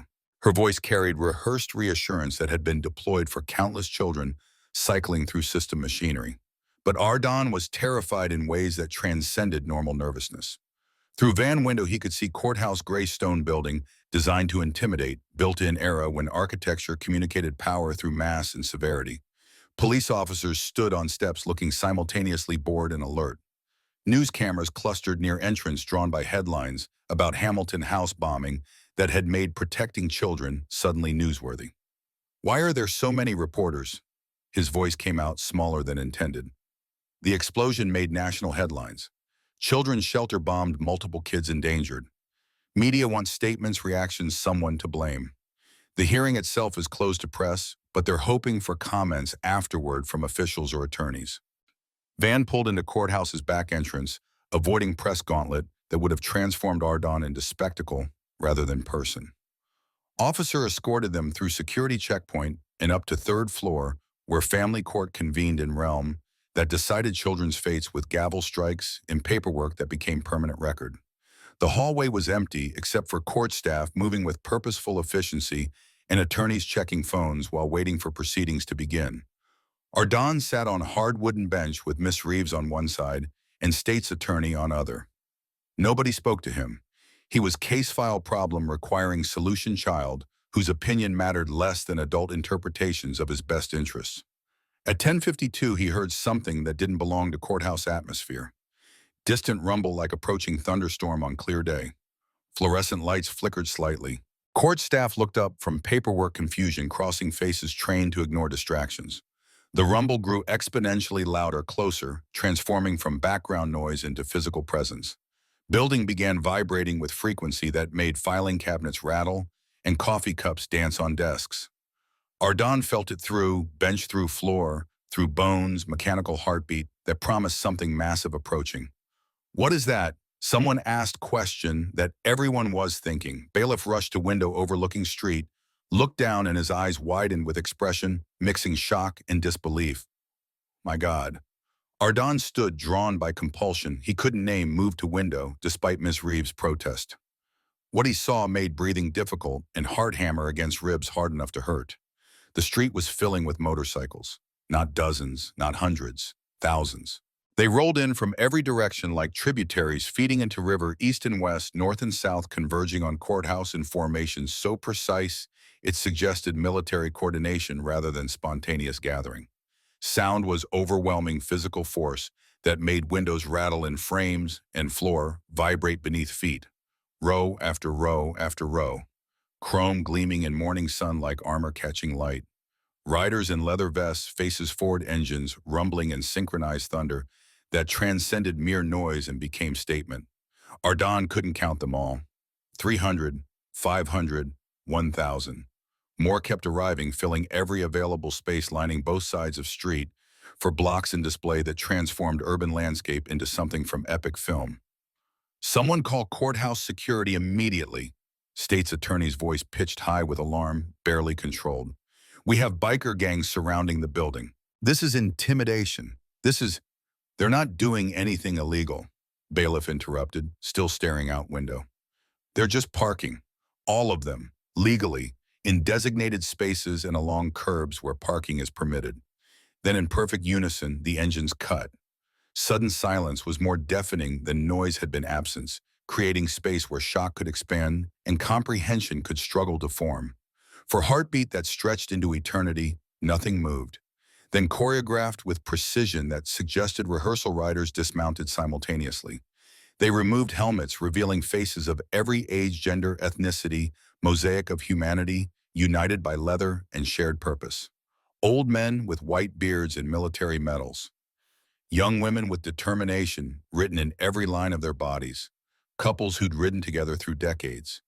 Parents whose own children were safe at home, but who understood that all children deserve protection. Black and white and brown faces, rich and poor, educated and working class, every demographic represented in gathering that transcended stereotypes about who bikers were. They formed lines along courthouse steps, shoulder to shoulder, creating corridor that wasn't blocking access, but was absolutely making presence impossible to ignore. Not threatening, not aggressive, just standing with hands over hearts and gesture that communicated respect and gravity of moment. Then more movement from lead position. Figure emerged that Ardon recognized instantly. Despite distance, Caleb moving with careful deliberation that suggested healing injuries still limited mobility. Behind him walked Rook, and behind Rook came dozens more in delegation that radiated authority and purpose. They walked toward courthouse entrance through corridor of silent riders who stood at attention like military honor guard. "They're coming inside the building," someone whispered with horror or awe impossible to distinguish. Ms. Reeves grabbed Ardane's shoulder with grip that bordered on painful. "Get away from window. Now, we don't know what they're planning." But Ardan couldn't move, transfixed by sight that defied everything he'd learned about staying invisible and unnoticed. Caleb climbed in courthouse steps with rows of silent riders standing witness. No one shouted, no one revved engines. They simply stood with absolute discipline, hands over hearts, faces solemn, creating tableau that would be photographed and analyzed and debated for years after this moment passed into history. State's attorney was on phone speaking rapidly. "I need security assessment. We have what looks like 2,000 bikers surrounding courthouse. Yes, I understand they are not currently doing anything illegal, but the optics alone." He paused, listening. "I don't care about First Amendment rights. This is clearly intended to intimidate judicial proceedings." Courtroom doors opened. Clerk emerged with clipboard and expressions suggesting this was just another case in endless procession. "Judge Harris is ready. All parties for Walsh guardianship hearing, please enter." Ardan was ushered into courtroom that was smaller than imagination had constructed from television portrayals. Wood paneling dark with age. Harsh fluorescent lights that made everyone look slightly ill. American flag in corner and state seal behind bench. Judge Sandra Harris sat elevated above proceedings, black woman in her 50s with reading glasses perched on nose, an expression revealing absolutely nothing about thoughts or predispositions. State's attorney took position at prosecutor's table with confidence, born from representing system that usually won by default. Misons. Reeves guided Ardan to respondent's table with hand on shoulder that felt more like restraint than comfort. Then door opened again and Caleb entered, accompanied by Elena Foster and Rook. Caleb's eyes found Ardan immediately across courtroom's divide, and for a brief moment something passed between them. Recognition, promise, reassurance that transcended words. Judge Harris looked up from paperwork, gaze sweeping room with practiced assessment. "Before we begin, I'm aware there is significant presence of motorcycle club members outside this courthouse. Bailiff provides status report." Bailiff stood. "No illegal activity observed, Your Honor. Peacefully assembled on public streets. No weapons visible, no disturbances, no traffic violations or obstruction. They're simply standing." "How many?" Bailiff hesitated before answering. "Last count was approaching 2,000, Your Honor. More continue arriving." Judge's eyebrow raised fractionally, only external sign of surprise. 2,000 individuals. "Yes, ma'am, from multiple clubs across multiple states based on vest patches visible." She looked directly at Caleb with expression that demanded explanation. "Mr. Vance, are you responsible for this gathering?" Caleb stood with controlled grace despite injuries. "Yes, Your Honor, I asked my community to come witness these proceedings. They're not here to enter courtroom or disrupt process. They're here to demonstrate that Ardan Walsh matters, that his safety matters, that the man he saved has family and brotherhood who stand with him. This is closed proceeding, Mr. Vance. They understand that, Your Honor. They're here to show that child standing in this courtroom isn't alone, isn't invisible, isn't disposable statistic in overwhelmed system. Sometimes the most important statements are made through presence rather than words." Judge studied him for a long moment before responding. "Sit down, Mr. Vance. We'll address the substance of your petition through proper legal channels." She turned to State's attorney. "Counselor, your opening statement." Prosecutor stood adjusting tie with practiced gesture. "Your Honor, the state opposes Mr. Vance's emergency petition for guardianship on multiple grounds. Mr. Vance is president of Motorcycle Club with documented criminal associations. He has prior arrest record, including assault charges. He lives in an environment that social services has determined unsuitable for minor child. Most importantly, he has no prior relationship with Ardan Walsh beyond chance encounter occurring just days ago." His voice gained momentum. "The state recommends Ardan be placed in secure foster facility outside metropolitan area, where he can receive appropriate care from licensed professionals and be protected from individuals who targeted Hamilton House." We believe distance and anonymity provide better security than proximity to ongoing gang conflicts. Judge Harris nodded acknowledgement. Ms. Foster, your response. Elena stood with briefcase that radiated professional competence.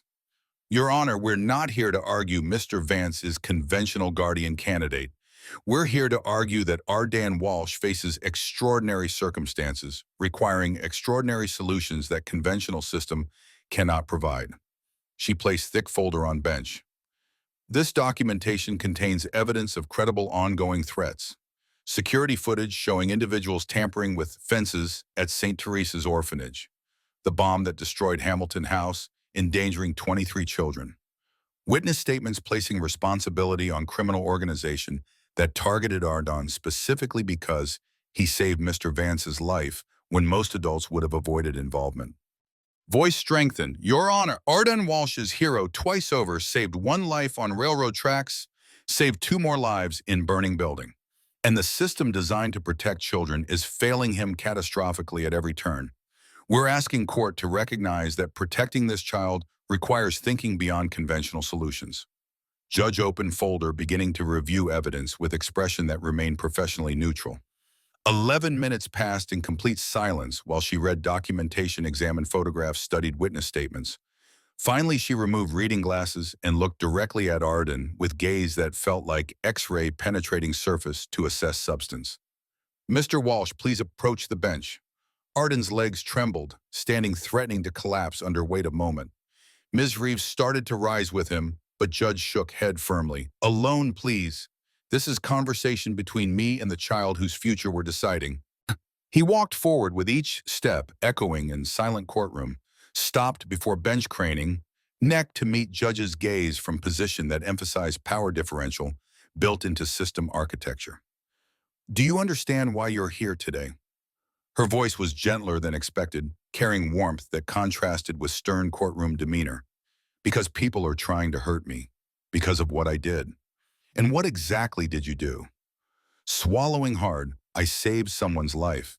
Then I did it again when Hamilton House caught fire. Tell me about Hamilton House. What happened that night?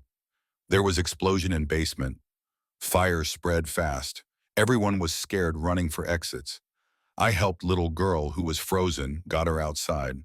Then two boys, Devin and Derek, got trapped because emergency door was chained shut. Mr. Park and I broke the chain, got them out before smoke got too bad. You went back into burning building after you'd already escaped to safety. Why? The question hung in air, demanding honest answer rather than heroic platitude. Ardon thought carefully before responding, because nobody else was going to help them if I didn't. And I couldn't just leave them to die when I could do something. It wouldn't be right. Judge studied him with expression, mixing assessment and something that might have been approval. You have extraordinary courage for someone your age. I've read witness statements. Security guards said you were calmest person in that building during evacuation. Counselor said you directly saved at least 3 lives through your actions. She paused, allowing weight to build. But courage alone doesn't resolve legal complexities of this case. The law exists to protect children from harm, not place them in situations where harm becomes more likely. Ardon's heart sank, recognizing preamble to denial. However, Judge continued, everything in this evidence file tells me you are in genuine danger that system has failed to adequately address. Bomb at Hamilton House proves threats are real, immediate, and escalating. She looked past Ardane to state's attorney. Counselor, you recommend placing Ardon in facility outside metro area. Can you guarantee his safety there? Can you promise with absolute certainty that individuals who bombed shelter housing 23 children won't find him again? Prosecutor shifted uncomfortably. We would take every reasonable precaution. Your Honor, distance and anonymity historically provide effective protection. That's not what I asked. Can you guarantee it? No. Your Honor, no placement can guarantee absolute safety, but we believe our recommendation provides best balance of protection and appropriate care. Best balance compared to what? Compared to community that mobilized 2,000 people to stand witness for this child. Judge gestured toward windows where presence of riders remained palpable despite silence. I've been family court judge for 19 years. I have never seen anything remotely comparable to what's happening outside this courthouse today. She turned to Elena. Ms. Foster, I've reviewed Mr. Vance's financial documentation, property ownership records, business income verification, and community service history. The package is impressive for anyone remarkable for motorcycle club president, but I need to hear directly from him about motivation and capability. Mr. Vance approached the bench. Caleb stood and walked forwards with controlled movements, stopping beside Ardon in position that unconsciously communicated protection and alliance. Mr. Vance, you're asking me to place traumatized 11-year-old boy in custody of motorcycle club president he met 4 days ago under extraordinary circumstances. Explain to me in clear terms why I should even consider approving this petition. Caleb met her gaze without flinching. Because I understand what he's going through, Your Honor. I grew up in foster care 7 different homes before I aged out at 18. I know what it feels like to be invisible, to believe nobody cares whether you live or die, to learn that survival requires making yourself small enough that adults forget you exist. His voice remained steady despite emotion underneath. But beyond personal experience, I knew Chardin's father. Daniel Walsh was my brother not by blood, but by bonds forged in Afghanistan when he pulled me from burning vehicle after IED blast. He saved my life while ammunition was cooking off in flames around us. I owed him everything. Pause for breath. 6 months ago, Danny died in workplace accident that I believe was murder, disguised as industrial mishap. He witnessed criminal operation, tried reporting through proper channels, and evidence disappeared. Corrupt officials protected criminals instead of witness. 2 weeks later, convenient forklift malfunction killed him. Voice hardened. I couldn't save Danny, but I could save his son. Ardon saved my life not knowing I owed everything to his father. That kind of courage, that kind of instinctive heroism, it deserves to be protected and honored, not shuffled into system that's already failed him catastrophically. You believe you can provide better protection than state foster care system. I believe I can provide what system cannot: family. Real family. People who will stand between him and anyone who means harm. Your Honor, those 2,000 people outside aren't criminals. They're veterans and nurses and teachers and parents. They're people who believe protecting vulnerable children is sacred responsibility that transcends convenience or personal safety. Judge was silent for a moment before asking, and if I deny this petition, if I determine you're not suitable guardian despite your obvious sincerity, then I respect court's decision and work within whatever parameters you establish. But I won't abandon that child. I'll find legal ways to remain involved in his life to ensure he has support and protection, because that's what family does. That's what honor demands. Judge turned attention back to Ardon. Mr. Walsh, do you understand what Mr. Vance is proposing? Do you know he wants to become your legal guardian? Yes, ma'am. How do you feel about that possibility? Ardon looked up at Caleb standing beside him. This man he'd known less than a week, who'd nearly died on railroad tracks, who'd sent army of bikers to stand witness for him, who was risking everything to protect Daniel Walsh's son. I don't know him very well yet, but he came back when he didn't have to. Could have just said thank you for the rescue and moved on with his life. But he didn't. Neither did any of them. He gestured toward the windows. I've been in the system my whole life, Your Honor. St. Teresa's, Hamilton House, foster placements, before I can even remember. Nobody ever showed up for me like this. Nobody ever treated me like I mattered enough to fight for. Maybe that means something. Judge leaned back in chair, expression shifting through calculations invisible to observers. Foster, if I were to grant this highly irregular petition, what safeguards would be implemented? Elena stepped forward. Monthly home visits from family services to assess living conditions and child welfare. Regular check-ins with court-appointed counselor specializing in trauma recovery. Mr. Vance has agreed to full transparency and cooperation with all oversight requirements. Additionally, Free Wolves MC will cooperate completely with law enforcement regarding bombing investigation and ongoing threat assessment. She pulled out additional documentation. State police have issued warrants for 3 members of Scorpion's MC in connection with Hamilton House bombing. 2 suspects are already in custody. Evidence recovered from scene, including security footage and fingerprint analysis, has been provided to prosecutors. We believe the criminal organization responsible will collapse under weight of multiple felony charges currently being filed. Judge processed information with speed, suggesting years of making difficult decisions under pressure. This is highly irregular. In fact, it's unprecedented in my courtroom experience. But circumstances are extraordinary in ways that demand extraordinary responses. She paused, an entire courtroom held collective breath. I need to disclose something that might constitute conflict of interest, which is precisely why I'm disclosing it. 3 years ago, my teenage son Benjamin was involved in a car accident. He was trapped in vehicle panicking with fuel leaking that created imminent fire danger. Group of bikers stopped at the scene, members of Free Wolves MC. They stayed with my son, kept him calm, used equipment from their bikes to extract him from wreckage before emergency services arrived. They quite possibly saved his life. State's attorney stood immediately, Your Honor. This represents clear conflict of interest that requires recusal, which is why I'm disclosing it on record, counselor. My gratitude to individuals who helped my son doesn't change facts of this case. Evidence clearly shows Ardon faces credible threats. System has failed to protect him adequately. Mr. Vance has demonstrated financial stability, community ties, and legitimate relationship to child's deceased father. She looked at Ardon. The law gives me discretion in extraordinary humanitarian situations where conventional solutions would place child at greater risk. Mr. Walsh, this absolutely qualifies as extraordinary situation requiring judicial discretion. The words seemed to hang in air, pregnant with possibility that Ardon was afraid to fully comprehend. I'm granting emergency temporary guardianship to Caleb Vance effective immediately with strict conditions and oversight. Monthly home visits by family services are mandatory. Weekly sessions with trauma counselor are required. Complete background checks on all individuals with regular access to the child. Full review hearing in 90 days where guardianship will be evaluated based on child's welfare and adjustment. Judge's voice hardened.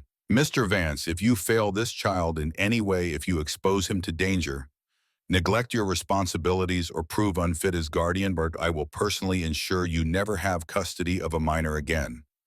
Am I absolutely clear? Caleb's voice was rock steady. Crystal clear, Your Honor.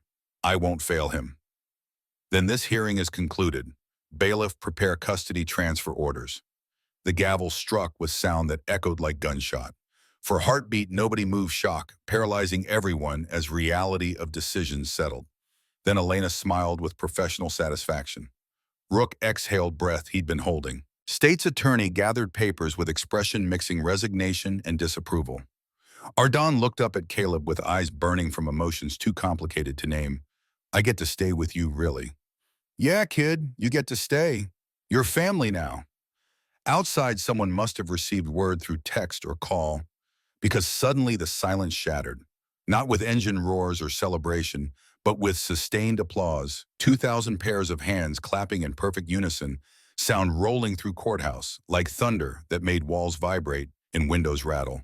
Recognition and approval and joy rendered audible through collective expression. Judge Harris shook her head with slight smile touching lips. Mr. Vance, please ask your people to disperse peacefully before city officials have collective heart attack about traffic disruption. Yes, Your Honor, immediately.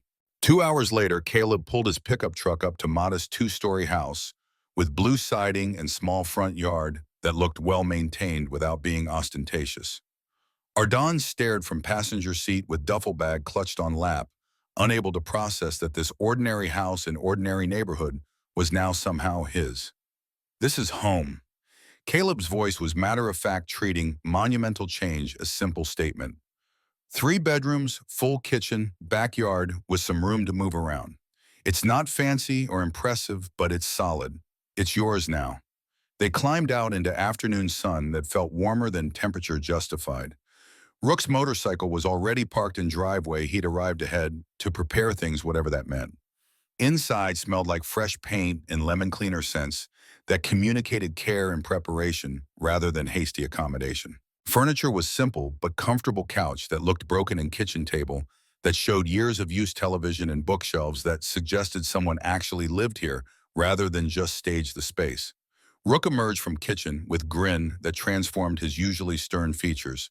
Stocked fridge with actual food set up the guest room. Well, your room now, I guess. Upstairs, second door on left. Arden followed Caleb upstairs that creaked comfortably under their weight, along a hallway with photos on walls showing motorcycles and groups of people who looked genuinely happy. The bedroom had plain white walls waiting to be personalized new bed, with navy sheets still crisp from packaging, desk by window positioned to catch natural light. Simple, clean, safe. On the bed lay single item that made Ardan's breath catch leather jacket smaller than an adult size, clearly custom made for someone his dimensions. He walked over slowly, running fingers across butter, soft leather that had been chosen for quality, not economy. The back was embroidered with small wolf pup emblem and two words in silver thread, Little Wolf. He picked up jacket with hands that trembled, holding it against chest, feeling something break open inside that had been locked away for years. All the fear and loneliness and desperate need to stay invisible, suddenly it mattered less than this tangible proof that someone had thought about him, had planned for him, had invested time and money and care into making him feel like he belonged. Caleb stood in doorway, watching with expression, mixing understanding and determination. You're packed now, Ardan. That means family in every way that matters. That means you don't face anything alone ever again. Nobody gets to hurt you.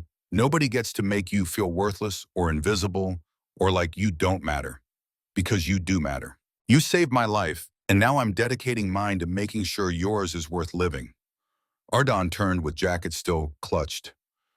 I don't know how to do this, how to be someone's kid, how to trust that this is real and not just temporary until system changes its mind. I don't know how to be someone's dad either. Lost my son Noah 3 years ago when I was in jail and couldn't protect him.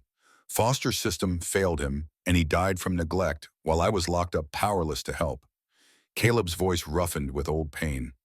So I guess we figure this out together. One day at a time, making mistakes and learning from them, building something real from ground up. He stepped into room, placed hand on Ardan's shoulder with grip that communicated permanence. But here's what I do know without any doubt. You showed up when it mattered. You saved my life without asking for anything in return, cut your own hands trying to free someone you didn't even know.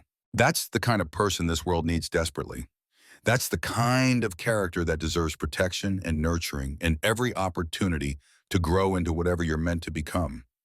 His voice dropped lower, more intimate. Welcome home, little wolf. This isn't temporary. This isn't trial period. This is forever, for as long as you want it to be. You're stuck with me now. Ardan pulled on jacket and it fit perfectly. Sleeves the right length, shoulders positioned correctly, weight distributed comfortably. He caught reflection in window glass and barely recognized himself. Not invisible anymore, not disposable, marked as belonging to something larger than himself. Outside, the sound of 2,000 engines began departing in waves, riders returning to their own homes and families and lives, but forever connected by witness they'd borne to one child's courage and one brotherhood's commitment. They'd shown up when most people would have looked away. They'd stood when standing required effort and time and travel across states. They'd proven that family could be chosen, that protection could come from unexpected sources, that sometimes the most dangerous-looking people became the most powerful guardians. Downstairs doorbell rang with arrival Caleb had been expecting. Rook answered, voice carrying up through floorboards. Doc Flynn's here for follow-up on your ribs press. Also brought someone who wanted to meet the kid. Ardan followed Caleb down to find not just Doc Flynn, but older man with weathered face and kind eyes, easily 65, white beard vest, showing he was Free Wolves member, but patches indicating retired status. Ardan Walsh. The man's voice was gravel wrapped in warmth. Name's Dante. Knew your father in the early days before Afghanistan, before everything got complicated. Danny was one of the best men I ever met, would give you shirt off his back even if it was the only one he owned. He extended hand and Ardan shook it, feeling calluses that spoke to decades of hard work. Your dad saved my life once too.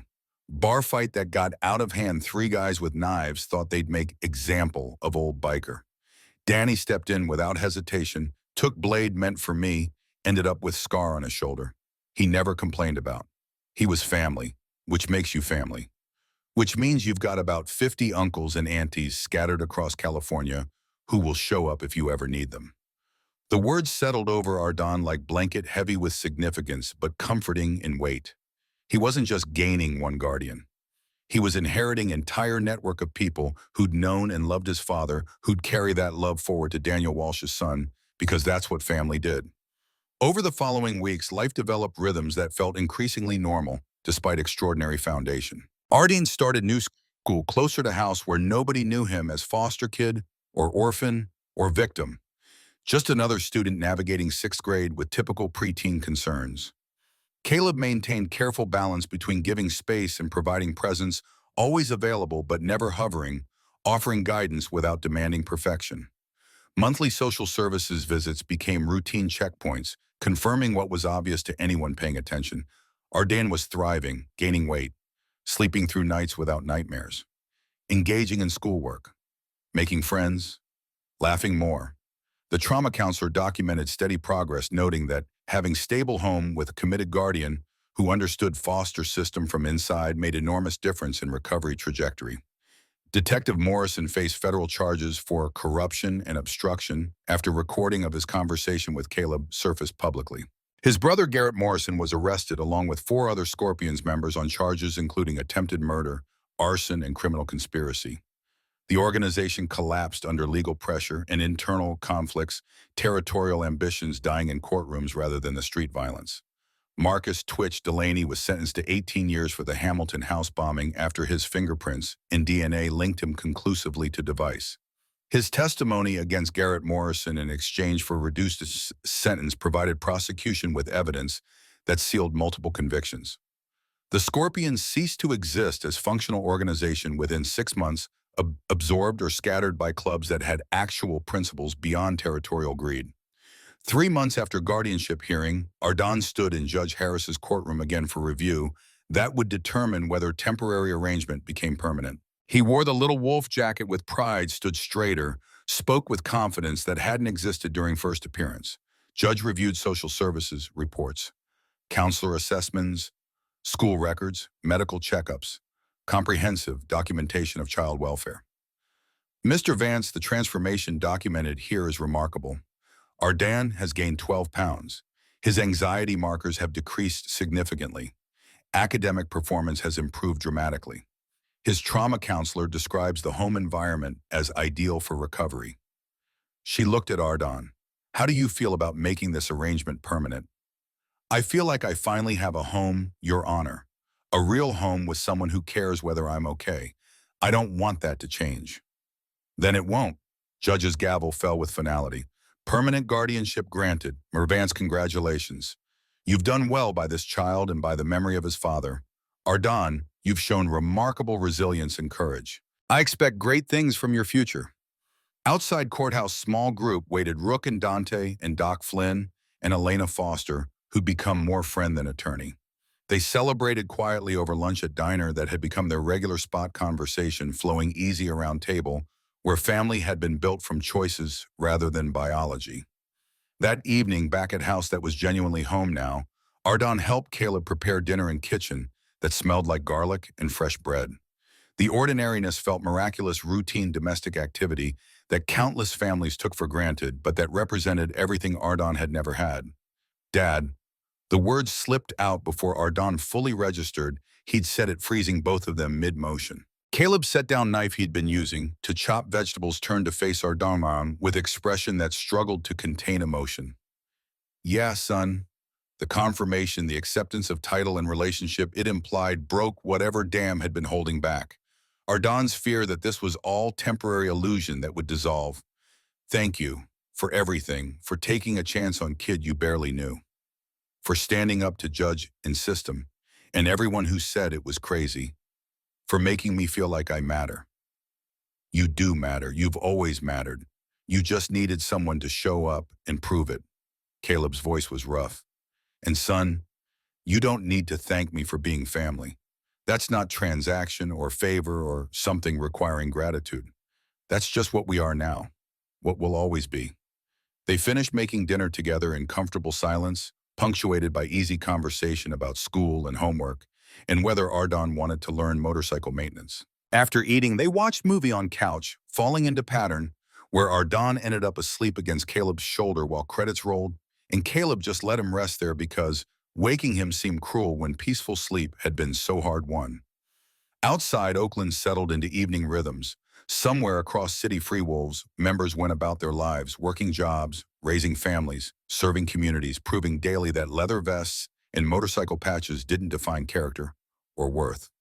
They'd stood witness when system needed pushing, had demonstrated that brotherhood meant protecting those who couldn't protect themselves, had shown one child that courage was recognized and rewarded by people who understood its value. Years later, people would still talk about the day 2,000 bikers surrounded Oakland Courthouse. The story would be told and retold, details shifting with each retelling, but core remaining constant: boy saved, man saved boy. Backed female chose each other when biology provided no connection. It became legend in certain circles. Examples cited when discussing what family really meant and who got to define it. But for Ardon Walsh, it was simply the day his life started. The day invisible became visible, disposable became precious, alone became surrounded by people who had chosen to care. He'd walked into rail yard expecting to find scrap metal and instead found family. He'd saved one life and ended up saving his own. The little wolf jacket hung in his closet waiting for morning when he'd put it on again and step out into a world no longer alone but backed by brotherhood that stretched across states and spanned generations.